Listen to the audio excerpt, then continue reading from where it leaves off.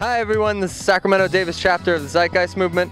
We're out here in Sacramento. It's second Saturday again, doing another episode of TZM Street Talk.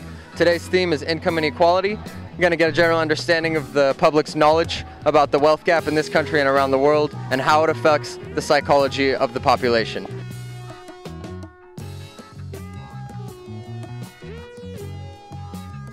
So as you know, there are rich and poor people in the world. Do you think that this is a problem? Why or why not? I do think it's a problem because it creates a big barrier between the two. Yes, I think it's a big problem. Too much separation between the classes. Vast degree of wealth differences is a problem. It's not a problem. It's the way things have been forever. You can't have a homogeneous thing. You have hot and cold, rich and poor, summer and winter. It's the nature of life. I think it's a problem that poor people exist.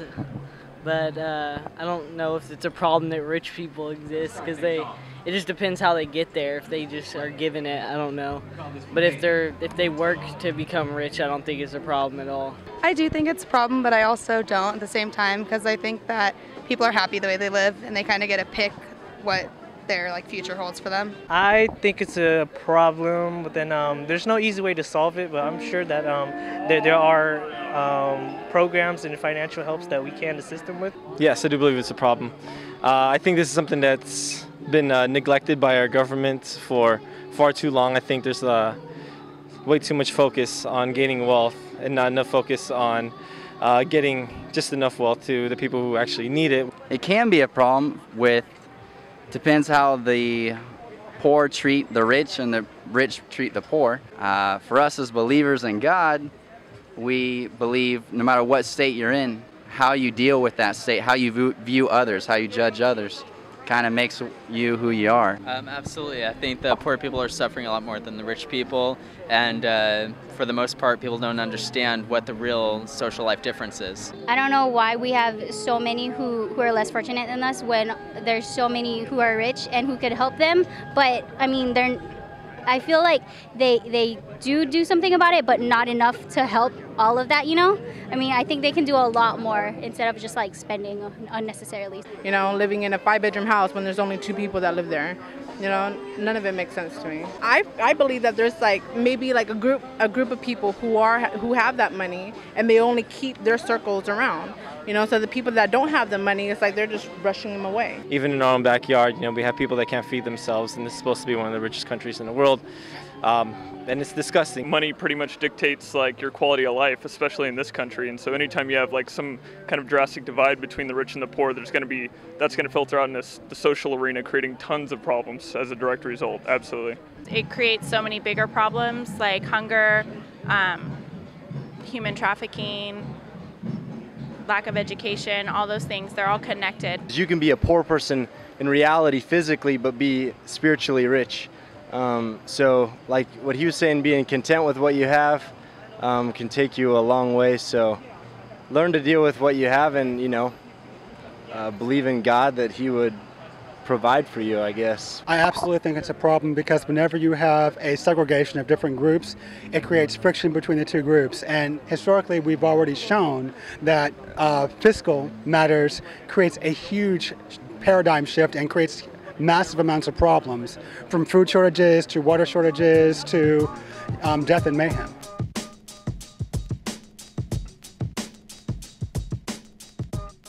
Which industrialized country do you think has the widest gap between the rich and the poor? It's probably a lot more of the westernized cultures. America's trying to work on it. I'm not sure exactly. Yeah, that's a tough question.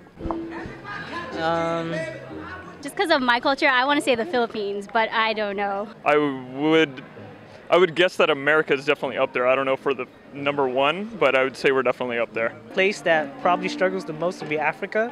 America, absolutely. I mean, we herald our wealthy here, and we demonize our poor.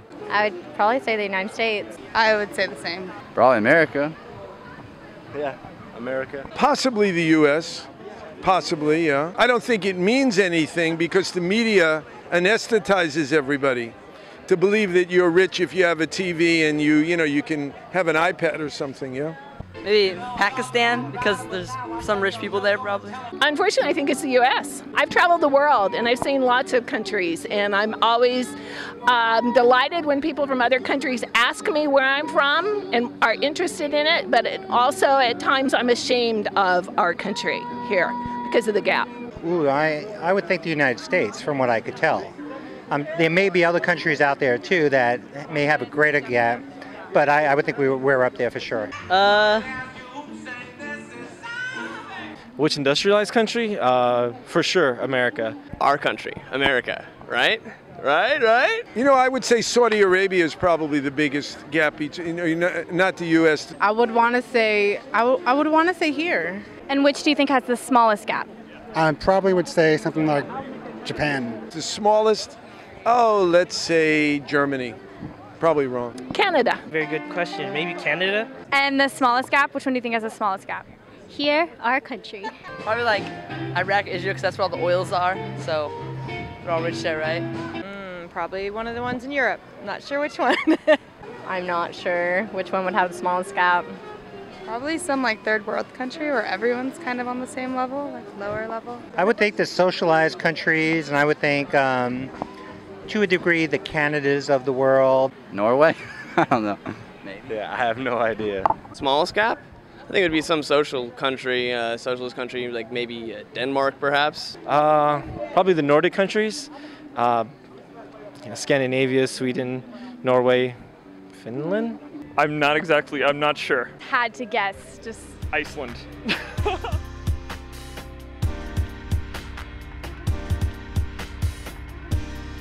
Do you think there would be less social issues if the wealth gap were smaller?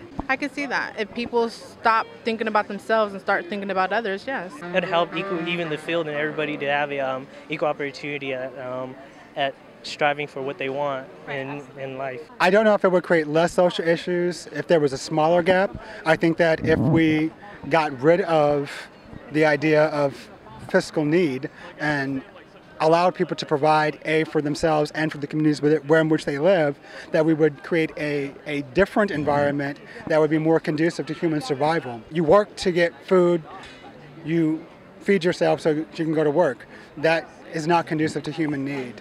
And having a fiscal gap, it's unnatural. That gap is what's driving us apart, what's causing a lot of the world's problems, including hunger and water shortages. If the wealth gap were smaller, there'd be more equality. There would be more, less of a us versus them mentality that a lot of people carry. Probably people could unite better. I mean, we have more in common, so it'd be easier instead of having a huge gap. Unity is tough, so I mean, we're always gonna have problems in this world. It ain't heaven. I think there are going to be problems anyways, you know, maybe not social, other problems will arise. I don't think there exists a perfect world, you know. I think there's always going to be problems that people are going to try to fix, but we won't get close to it.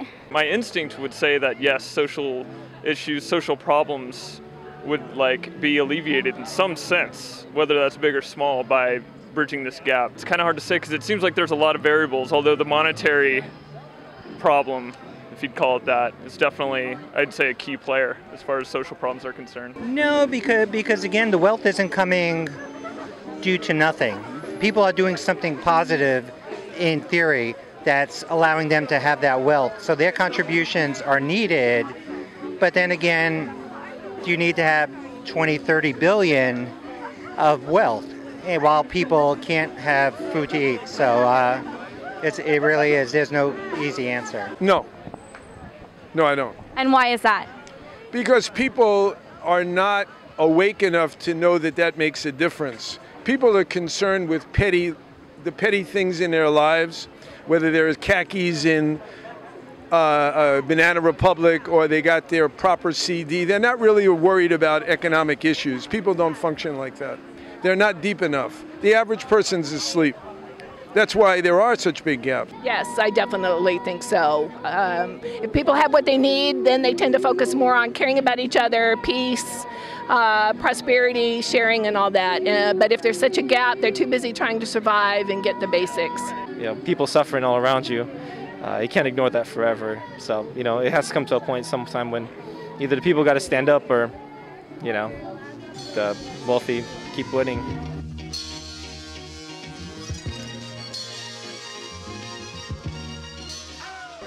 Do you think a world without the rich and the poor is possible? No, I don't think so. And I think if there wasn't an incentive, there would be a lot of laziness. I think it's possible. I don't think it's probable. We've gotten caught in these ideologies of capitalism. No. And why is that? As I said, that's the nature of life. You have opposites. If you have rich, you have to have poor. I just think there'll always be a barrier between, there's always people wanting to strive for more and others not. I don't really think so either, because I think that like going back, there's no going back. Like we've already got to a point where like there's such a gap between the two. Possible? Yeah. Plausible?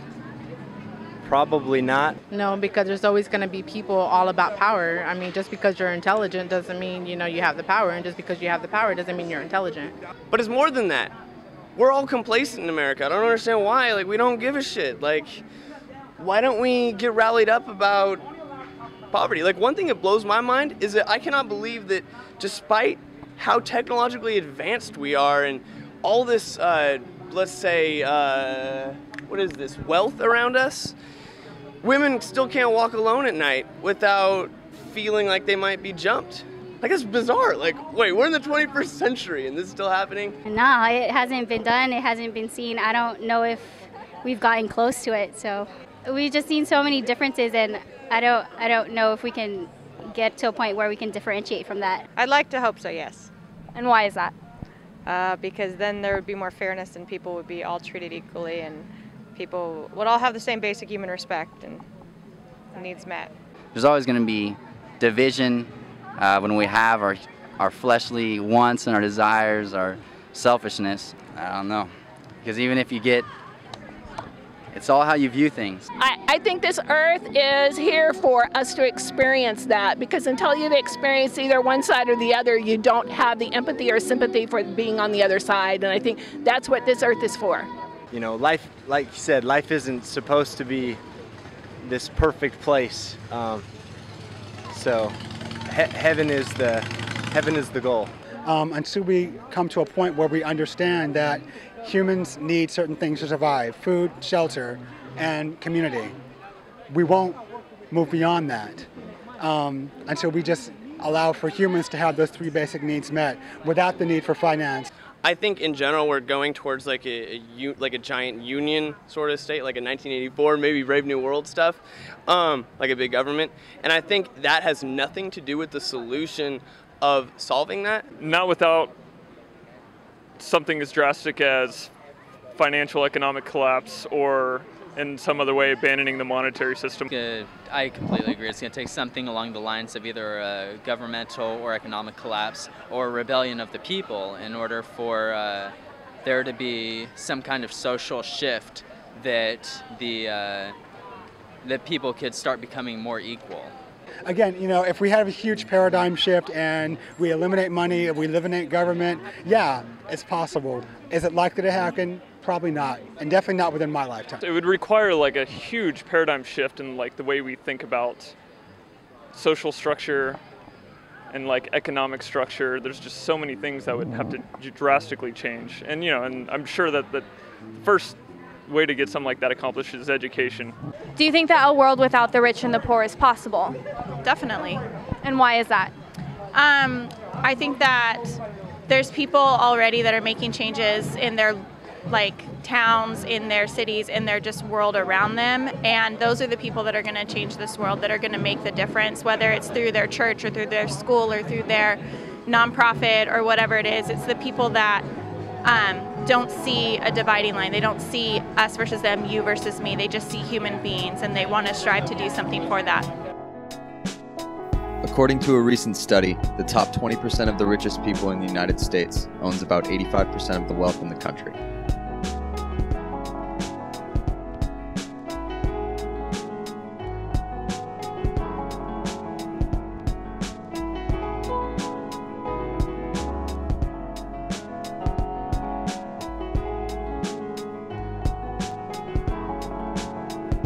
The US, UK, Australia, Portugal, and Singapore have the highest levels of economic inequality in the industrialized world, whilst Japan, Sweden, Finland, Denmark, Norway, and the Czech Republic maintain the lowest levels of income inequality.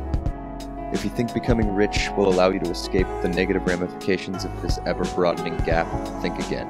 There is a strong correlation between the societal health of a country and that country's income gap, and social problems affect everyone, even the rich.